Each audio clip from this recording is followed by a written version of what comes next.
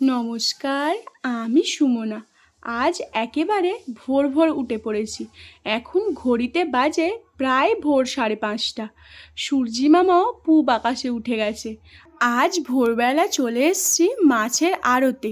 নদী থেকে একেবারে মাছ এখানে আসে। আর যারা ছোটোখাটো মাছ ব্যবসায়ী হন এখান থেকে মাছ কিনে নিয়ে যান, গিয়ে বাজারে বিক্রি করেন। এইটা কি মাছ, মানে হালুয়া চাঁদা? কত রকমের যে মাছ দেখলাম তার হিসাব নেই। ওইদিকে তো চলছে ইলিশের মেলা, এইদিকে হালুয়া চাঁদা, পমফ্লেট, ভোলা মাছ, আরও কত রকমের মাছ। এখানে তো পাইকারি দরে মাছ বিক্রি হয়, তাই একেবারে ভোর থেকে শুরু হয়। ওই ধরুন 4টে থেকে ভোর 4টে।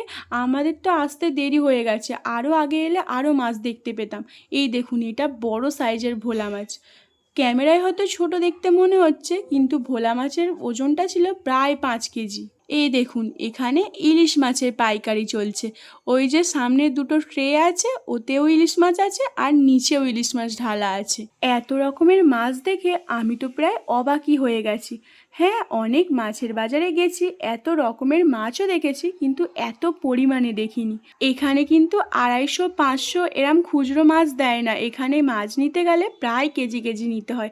আমরা একটা 2 কেজি সাইজের রুই মাছ নিয়েছি আর 2 কেজি ফ্যাঁসা মাছ নিয়েছি বাড়িতে সবাই মিলে খাওয়ার জন্য।